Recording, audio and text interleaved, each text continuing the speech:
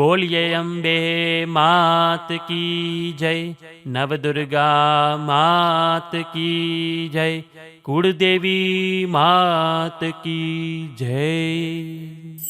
અથ શ્રી દુર્ગા સપ્તસતી પાઠે દ્વાદશો અધ્યાય દેવીના ચરિત્રોના પાઠનું મહાત્મય.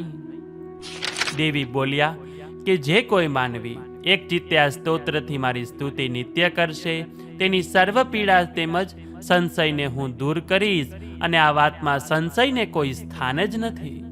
મધુકૈટભનો વધ, મહિષાસુરનો નાશ, શુંભ નિશુંભનો વધ, આ ત્રણ ચરિત્રનું જે કોઈ પાઠ, ચિંતન, મનન, કીર્તન કરશે અને વળી આઠમ, 14 તથા 9મીના દિવસે એકાગ્ર મને મારું આ ઉત્તમ મહાત્મય ભક્તિભાવથી સાંભળશે, તેમને કોઈ પણ પ્રકારના પાપ દોષ નહીં નડે, તેમજ દુષ્કૃત્યથી ઉત્પન્ન થતી વિપત્તિઓનો પણ નાશ થશે. તેઓને દુઃખ દારિદ્રનો અનુભવ નહીં થાય. એટલું જ નહીં, પરંતુ પુત્ર, પરિવાર, ધન, વૈભવનો લય પણ નહીં થાય. મારી સ્તુતિ પાઠ કરનાર, અગર તો સાંભળનાર માનવીને દુશ્મન તરફથી તેમજ ચોર, લૂંટારા કે રોગથી તે નિર્ભય થશે. રાજ્ય, શસ્ત્ર, અગ્નિ કે પાણીના પ્રવાહથી ઉત્પન્ન થનારા જે ભય છે તેનાથી પણ તેનું રક્ષણ થશે. એટલે એ કલ્યાણકારક મારા આ મહાત્મયને એકાગ્રચિત્તે ભક્તિભાવથી હંમેશા ગાવું, વાંચવું કે સાંભળવું. મહામારીથી થતા સર્વ પ્રકારના ઉદ્વેગો તથા રાગ, દોષ તેમજ અધિદૈવિક તથા અધિભૌતિક આ ત્રણ પ્રકારના ઉદ્વેગોને નાશ કરનારું આ મહાત્મય છે. તેમજ જે સ્થળે આ મહાત્મયનો વિધિપૂર્વક પાઠ થશે ત્યાં હંમેશા હું વાસ કરીશ તથા હંમેશા માટે સુખ અને સમૃદ્ધિનું પ્રદાન કરીશ. નૈવેદ્ય તથા પૂજા, હોમ કરતા સમયે તેમજ ઉત્સવમાં જે કોઈ માનવ આ ચરિત્રનો પાઠ, શ્રવણ, કીર્તન કરશે તે અતિ શ્રેષ્ઠ છે. હોમ, હવન, પૂજા, નૈવેદ્યના જાણકાર હોય કે ના હોય, તેમ છતાં પણ જે શ્રદ્ધા અને ભક્તિભાવથી પૂજા, પઠન, પાઠન કરશે તેના સર્વે કાર્યોને હું પ્રસન્ન થઈને સ્વીકાર કરીશ. આસો મહિનામાં આવતી નવરાત્રિની પૂજા પ્રસંગે મારું આ મહાત્મય ભક્તિભાવથી જે શ્રવણ કરે છે તે માનવને મારી કૃપાથી બધી આપત્તિઓથી મુક્તિ મળે છે તથા ધન, ધાન્ય, પુત્ર, પરિવાર આદિથી સુખને પ્રાપ્ત કરે છે. તેમાં કોઈ પણ જાતનો સંશય નથી. મારા આ ચરિત્રનું મહાત્મય, પરાક્રમનું જે કોઈ માનવ શ્રવણ કરશે તે માનવ નિર્ભયતાને પ્રાપ્ત કરશે. તેમજ મારું આ ચરિત્ર શ્રવણ કરનારના શત્રુઓનો નાશ થશે, તેમજ તેનું સર્વ પ્રકારે કલ્યાણ થશે તથા તેના કુળની વૃદ્ધિ થશે. તેમજ અનેક પ્રકારે થતા ઉપદ્રવ નિવારણ માટે થતા શાંતિ, કર્મ પ્રસંગે તેમજ દુઃસ્વપ્નના દોષ અને ગ્રહ પીડાઓ તથા તેમના નિવારણ માટે મારું આ મહાત્મય ભક્તિભાવપૂર્વક શ્રવણ કરવું.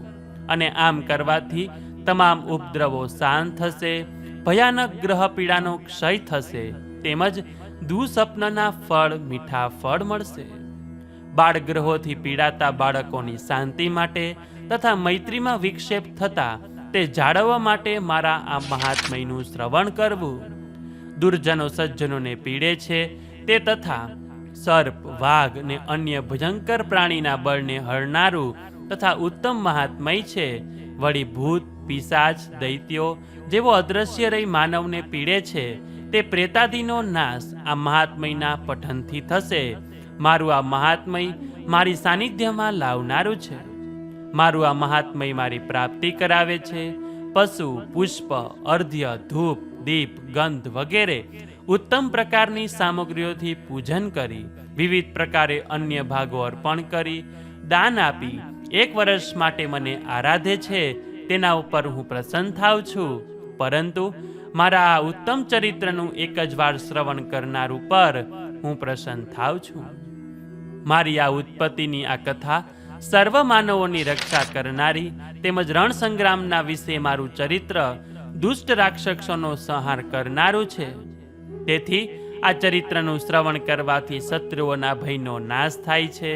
હે દેવો, તમે તથા બ્રહ્મર્ષિઓએ તે સ્તુતિ કરી છે, તેમજ બ્રહ્માજીએ સ્તુતિ કરી છે. તે કલ્યાણને કરનારી તથા બુદ્ધિને આપવાવાળી છે. વનની અઘોર ધારે કે દાવાનળથી ઘેરાઈ જતા નિર્જન સ્થળે ચોર લૂંટનારાઓના હાથે સપડાવવાથી, દુશ્મનોના હાથે પકડાવાથી અથવા જંગલમાં વાઘ, સિંહ ઇત્યાદિ જંગલી પ્રાણીઓ હાથી પાછળ પડવાથી તે સમયે ક્રોધે ભરાયેલા રાજાએ વધ કરવાનો કે જેલમાં પૂરવાનો હુકમ કર્યો હોય ત્યારે, અથવા સાગરમાં તોફાન ઘેરાઈ જતા વહાણ ડૂબવાનું હોય ત્યારે, યુદ્ધમાં ભયાનક શસ્ત્રોનો વરસાદ થતો હોય ત્યારે, અથવા તો અનેક આપત્તિઓથી માનવ ઘેરાઈ જાય ત્યારે જે કોઈ આ ચરિત્રનું સ્મરણ ચિંતન કરે છે તે સર્વ આપત્તિઓથી મુક્તિ પામે છે. મારા પ્રભાવથી સિંહ આદિ જંગલી પ્રાણીઓનો નાશ થાય છે. ચોર, લૂંટારા અને દુશ્મનો મારા ચરિત્રનું સ્મરણ કરનાર માનવથી દૂર રહે છે. હે સુરત રાજા, મહાન પરાક્રમવાળા ભગવતી ચંડિકા દેવી આ પ્રમાણે બોલ્યા પછી સર્વ દેવતાઓના દેખતા જ તે સ્થળે તેઓ અદ્રશ્ય થઈ ગયા. દેવી અદ્રશ્ય થયા પછી રાક્ષસોનો નાશ થયો એટલે નિર્ભય થયેલા દેવતાઓ પહેલાની જેમ જ પોતપોતાના સ્થાને ગયા અને પોતપોતાના અધિકારો ભોગવવા લાગ્યા. સૃષ્ટિનો નાશ કરનાર મહાપરાક્રમી, મહાશક્તિશાળી, ભયંકર સ્વરૂપવાળો શુંભ અને અત્યંત બળવાન નિશુંભ આ બંને દેવ દુશ્મનોનો દેવીએ નાશ કર્યો. ત્યારબાદ બાકી રહેલા બધા રાક્ષસો પાતાળ લોકમાં જઈને રહ્યા. હે સુરત રાજા, ભગવતી દેવી જન્મ વરણથી પર છે, છતાં પણ તે આ પ્રમાણે અવતાર લઈ જગતનું કલ્યાણ કરે છે. આને આજ દેવી સર્વ જગતને મોહિત કરે છે, તેમજ તે આખા વિશ્વને જન્મ આપે છે. જો માતાજીની નિષ્કામ ભક્તિ, શ્રદ્ધા, વિશ્વાસથી ભક્તિભાવથી કરવામાં આવે તો માં પ્રસન્ન થઈ જ્ઞાન અને સુખ સંપત્તિ આપે છે. આ દેવી જન્મથી પર છે, છતાં પ્રલયકાળ મહામારી સ્વરૂપે તેમજ ઉત્પત્તિ સમયે સૃષ્ટિ રૂપા થાય છે. તે જ સનાતની દેવી પાલન સમયે પ્રાણી માત્રનું પાલન કરે છે. હે સુરત રાજા, અખિલ બ્રહ્માંડમાં મહાદેવી, મહાકાલી, મહામારી સ્વરૂપે જ વ્યાપી રહેલા છે. આ લક્ષ્મી સ્વરૂપ દેવી સામિષ્યમાં હોય ત્યારે માનવીના ઘરમાં ધનની વૃદ્ધિ કરનાર અને કોઈ સમયે દારિદ્રને આપનાર અલક્ષ્મી સ્વરૂપા બને છે. આ દેવો સ્તુતિ કરવાની તથા પુષ્પ, ધૂપ અને ગંધાદિથી પૂજા કરવાની, પ્રસન્ન થઈ ભક્તોને ધન, દોલત, પુત્ર તથા ધર્મ ભાવવાળી બુદ્ધિ આપે છે અને એ સમયે મોક્ષ આપે છે. ઇતિ શ્રી દુર્ગા સપ્તશતી પાઠે ભગવતી વચન નામનો 12મો અધ્યાય. તો બોલીએ અંબે માત કી જય, નવદુર્ગા માત કી જય, કુળદેવી માત કી જય. અથઃ શ્રી દુર્ગા સપ્તશતી પાઠે ત્રયોદશો અધ્યાય. સુરત અને વૈશ્યને દેવીનું વરદાન. ઋષિ બોલ્યા કે હે સુરત રાજા, અતિ શ્રેષ્ઠ એવું તે દેવીનું આ મહાત્મય હતું. મેં તને કહ્યું, આ દેવો એટલા બધા સમર્થ છે કે આ જગતને ઉત્પન્ન કરે છે, પાલન કરે છે. એ જ ભગવતી વિષ્ણુ માયાની કૃપાથી જ્ઞાનનો ઉદ્ભવ થાય છે. હે સુરત રાજા, વળી આજ મહામાયાના પ્રભાવથી તું તેમજ આ વૈશ્ય તેમજ વિવેકી જનો પણ મોહ પામ્યા છે અને અન્ય પણ મોહ પામશે. માટે હે સુરત રાજા, તમે પણ એ પરમેશ્વરીના શરણે જાઓ, કેમ કે તેમને આરાધવાથી જ અનેક પ્રકારના સુખો તથા મોક્ષને આપવાવાળા છે. બ્રહ્મર્ષિ મેધસે સુરત રાજાને દેવીની આરાધના કરવાનું જે વચન કહ્યું તે વચન સાંભળી સુરત રાજાએ આ મહાતેજસ્વી ઋષિને સાષ્ટાંગ દંડવત પ્રણામ કર્યા. આમ મેધસ રાજને કુટુંબીઓથી ઉદાસ થયેલો તથા રાજ્ય ખોઈ બેઠેલો, અત્યંત દુઃખી થયેલો તરત તપ કરવા ચાલી નીકળ્યો. હે મહામુને, સાથે પેલો સમાધિ નામનો વૈશ્ય પણ તપ કરવા ચાલી નીકળ્યો. તપ કરી મહાદેવો જગદંબાનો સાક્ષાત કરવાને માટે નદી કિનારે સુંદર અને પવિત્ર સ્થાન પર તથા દેવી ચારિત્રનો પાઠ કરતા ઉગ્ર તપની આરાધના કરવા લાગ્યા. નદી કિનારે માટીના માતાજીની મૂર્તિ બનાવી તે પછી બંને જણા ધૂપ, દીપ, અગ્નિહોમ તથા ફૂલ તર્પણ કરી દેવીની પૂજા કરવા લાગ્યા. બંને જણા ઉપવાસ કરે છે તથા દેવીમાં એકાગ્ર ચિત્તે થઈ ગુરુના વચન પ્રમાણે દેવીનું ધ્યાન કરવા લાગ્યા. વળી પોતાના અંગનું રુધિર છાંટેલું એમને બલિદાન કરવા લાગ્યા. આમ દેવીના વિશ્વાસ રાખી તે બંને જણે દેવીની આરાધના કરતા 3 વર્ષ વિતાવ્યા. ત્યારે તેમના તપથી સંતુષ્ટ થઈ જીવનું પાલન પોષણ કરવાવાળા ચંડિકા દેવી પ્રત્યક્ષ પ્રગટ થઈ દર્શન આપ્યા અને કહેવા લાગ્યા કે હે રાજન, હે કુલનંદન વૈશ્ય, તમે બંને જણા પર હું પ્રસન્ન થઈ છું. તમે જે મનોકામનાથી મારી પ્રાર્થના કરી તપ કર્યું છે તેથી હું પ્રસન્ન થઈ છું અને તમને વરદાન આપવા ઈચ્છું છું. માગો, જે માગવું હોય તે માગી લો. તમારી બધી મનોકામના હું પૂર્ણ કરીશ. દેવી પાસેથી વરદાનમાં સુરથ રાજાએ પૂર્વજન્મમાં પોતાનું રાજ્ય કોઈ પણ સંજોગોમાં નષ્ટ ભ્રષ્ટ થાય નહીં તેવું રાજ્ય માગ્યું. તેમજ આ જન્મમાં પોતાના શોકનો નાશ થાય અને ગયેલું રાજ્ય પાછું મળે એવી પ્રાર્થના કરી વરદાન માગ્યું. સંસારના દુઃખે દુઃખી થયેલા વૈશ્ય સ્ત્રી પુત્રાદિકથી મોતનો મોહ દૂર થાય અને મોક્ષ ગતિને પામવા પોતાને બ્રહ્મ જ્ઞાનની પ્રાપ્તિ થાય તેવા વરદાનની માગણી કરી.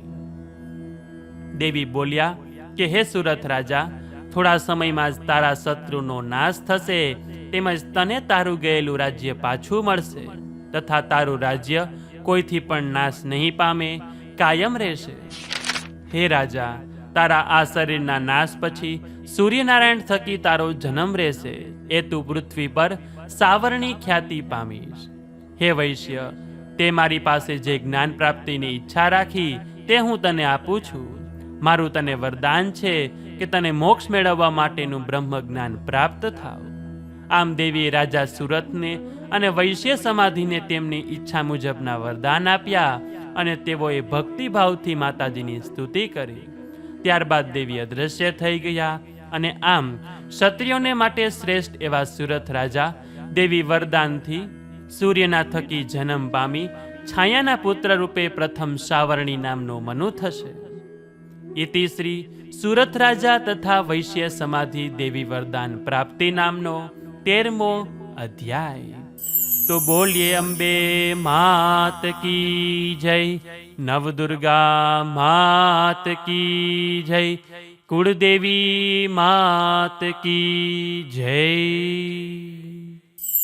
તો મિત્રો, આજના આ વિડીયોમાં આપણે દુર્ગા સપ્તસતી પાઠ ચંડી પાઠનો 12મો અને 13મો અધ્યાય સાંભળ્યો અને આ સાથે ચંડી પાઠ અહીંયા સંપૂર્ણ થાય છે, સમાપ્ત થાય છે.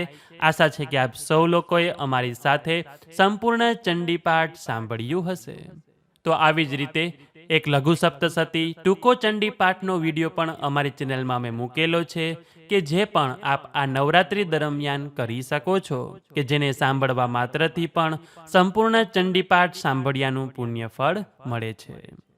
તો આ વિડીયો પસંદ આવ્યો હોય તો લાઈક કરજો, શેર કરજો. અમારી ચેનલમાં નવા હોય તો સબસ્ક્રાઇબ કરવાનું ભૂલતા નહીં કે જેથી કરીને આવા જ અવનવા વિડીયો આપ સૌને મળતા રહે.